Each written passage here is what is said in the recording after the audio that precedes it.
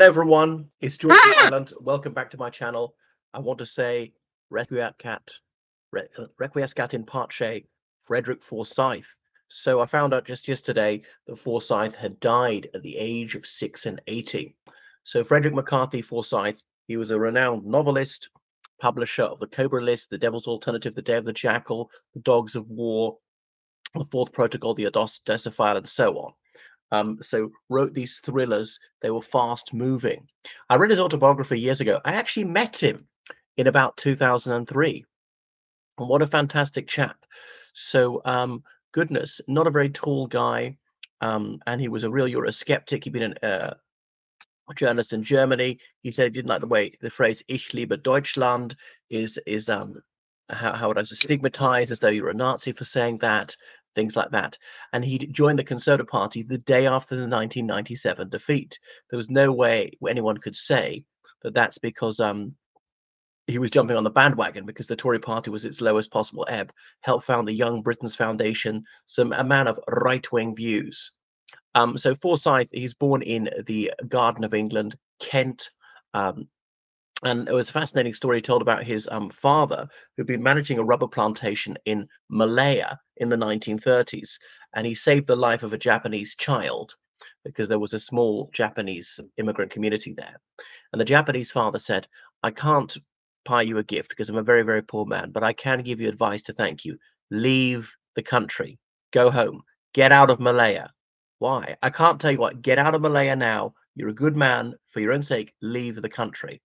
And his father did go back to the United Kingdom, which saved his life, because the Japanese invaded in 1942, and the British civilians were there. They're sent to those slave labor camps where many died, because Japan had been sending sleeper agents all over Southeast Asia from after the First World War, knowing they would invade at some point. They didn't know when, but the sleeper agents to be purchasing maps, to be possibly photographing things, to be learning the local language, to be spying out military installations or communications networks and so on. So when the Japanese landed, there was a Japanese agent on the coast in the middle of the night, flashing a torch, signaling, guiding them through the jungle or whatever. Could be an interpreter if needs be. So this guy was a sleeper agent, but obviously he couldn't tell Mr. Forsyth that. So Frederick Forsyth was an only child. And then he went to Tunbridge School. He was very gifted at languages. He had an interview at Cambridge University, the only person I've ever known to turn down such a place. And he wanted to go straight to journalism after his national service in the Royal Air Force. In all those days, all British boys had to do some of that. And one of his young comrades was killed in an air crash. So that's it. He did some journalism qualification. He said nobody ever asked to see this document. He was superb at French, German, Spanish, Russian, and so forth. And he talked about going to Spain, living in there with a Spanish family to improve things, meeting a German woman about 20 years his senior. This is probably when he was in his late teens, and having an intimate relationship with her and stuff like that. And she used to sing the Horst Wessel Lied as she was reaching climax and so on, having to interpret between some Glaswegian sailors and the Spaniards, and he found the Glaswegian accent harder to comprehend than Andalusian, and so on. So that's it. And then it was also in the Nigerian Civil War, when there was fighting in Biafra, and he was revolted by the British government policy to support the Nigerian government, no matter what they're doing, deliberately starving but Biafran children to death, and so on.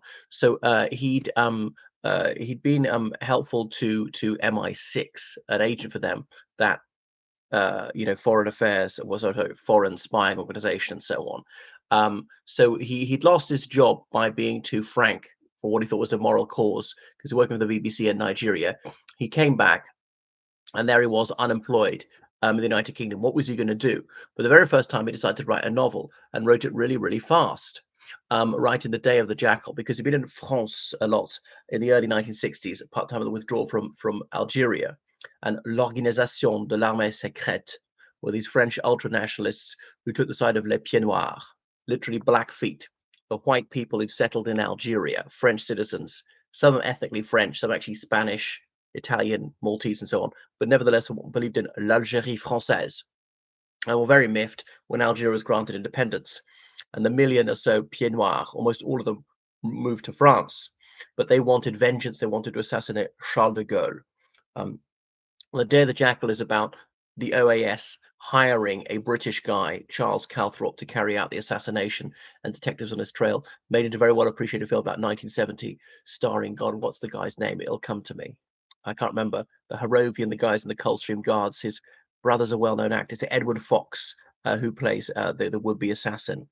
That French actor with a British name who's plays this chubby detective and so on. And obviously, there really were attempts to assassinate Charles de Gaulle, but not using a British assassin who just doesn't believe the cause is just a hired gun. So, what people really appreciate about Forsyth's novel is the technical accuracy about the guns, explaining how criminals do it because he got to know a lot of gangsters and so on. It's got pace, verve, it's dynamic. It's not too wordy. I suppose it's journalese. That's how it's written. So he made his money that way. Goodness. And then the Odessa file later on about former SS officers who escape, and there really is well, there really is an organization called Odessa, not as in it's not named that because the Ukrainian port is really just an acronym. The Dogs of War, which is about white mercenaries overthrowing a government in Africa, the sort of thing that happened a lot in the 1960s and 1970s, then turned into a film. So many more such films. In the late 1970s, tax was very, very high under the Labour government in the United Kingdom, and he shifted to Dublin. Forsyth was a quarter Irish.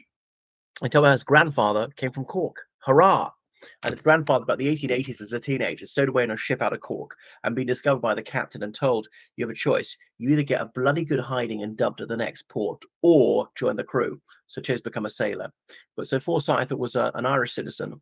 He didn't need to be the British citizen because he lived in the Republic of Ireland. Moved to the Republic.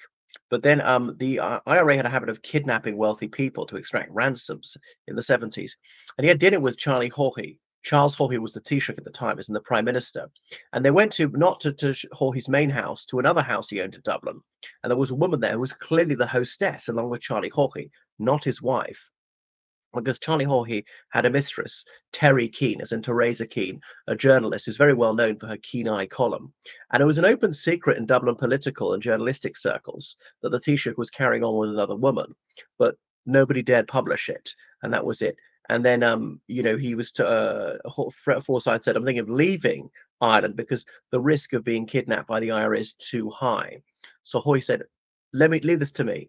And he phoned back a day later and said, I've used my channel to speak to the IRA. They give me an absolute guarantee they will never kidnap you. But nevertheless, I didn't trust it. He returned to the United Kingdom in the 80s when Thatcher became prime minister because the tax rate wasn't so high. So that was him, a fascinating character, a man of letters, someone who really accomplished things, who lived a very active and exciting life, who advocated for the causes that he believed in. God, I wish I'd met him more. I wish I could go to the funeral or something like that. All right. Thank you very much, and I recommend you read some Frederick Forsyth novels. He also explained how criminals used to get false passports, and this is what even the KGB used to do. Go to a graveyard, find the grave of someone who was born the same year as you, roughly, but died as a baby, and being the same sex as yourself, obviously. Armed with a person's date of birth, if it states it, apply for a birth certificate pretending to be dead baby. That will be issued to you. With this birth certificate, you can then apply for a passport using your own passport photo, and that's it. You've got that. It's not till 2004 they closed that loophole. When they issue birth certificates, they also check that no death certificate has been issued for that same person. Right. Okay. Goodbye then.